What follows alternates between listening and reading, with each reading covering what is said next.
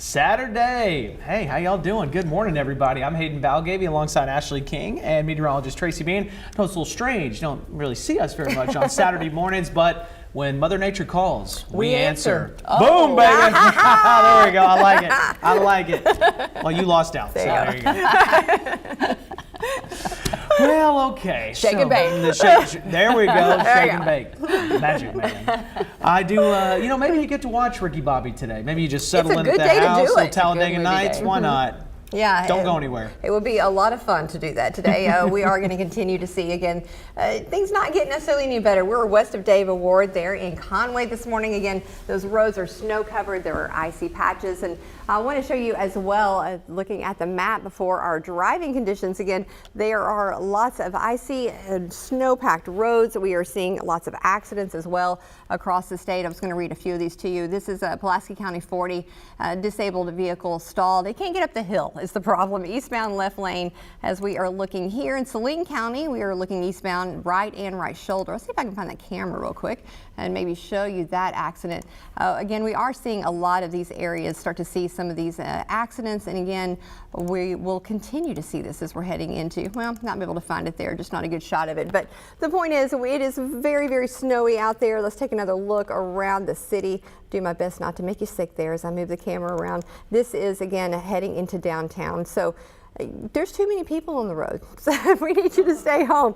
Hopefully, unless you are essential personnel, again, it would be great if you could just stay home today. And I know people have to get out and about, but here's what we got going on. Radar, again, a mix of more of a wintry mix right now. We've had some reports, and Simone is putting together right now some snow depths for you, what we have seen overnight. But it looks like it's about 3 to 6 inches in central Arkansas, but we are continuing to see more of a wintry mix as we're heading into the rest of the day. And we could even see a few periods of heavy freezing rain. So keeping that in mind, again, that freezing rain does adhere to the trees and the power lines, and that causes for a bit of a mess in the roads. It makes the roads a complete mess. Right now, again, the roads aren't great, but they could be worse. So take your time if you do have to get out. The winds are blowing again very, very briskly this morning. We're seeing some gusts around 30 miles per hour. Temperatures right around 12 degrees. So we've been kind of steady right there, but with those winds, that drops things and how it feels out there.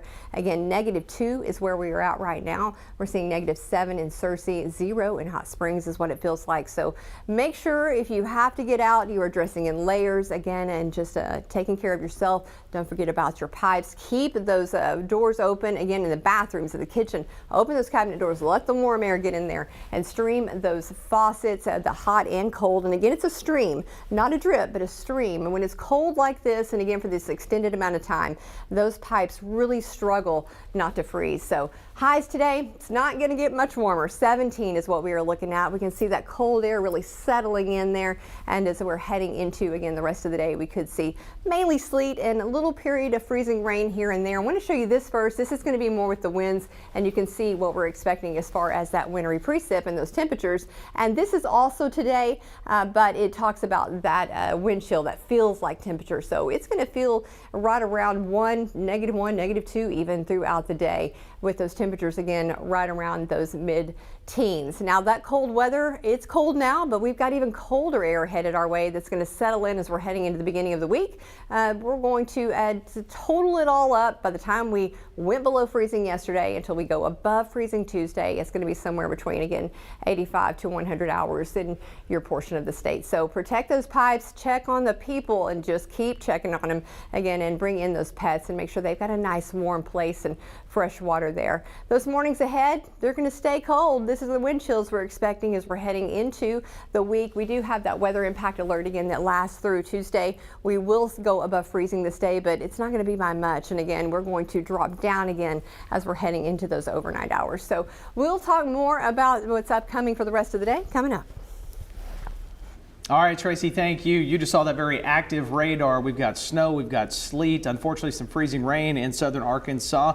We talked about this winter weather, the cold allowing much of it to accumulate on those bridges and overpasses. And THV 11's Tamer Knight joins us live in Little Rock with the latest look at conditions. Tamer, you may be in North Little Rock still. Looks like you're out in the cold wherever you are. It's very, very cold. Argenta is what it's looking like. Yeah.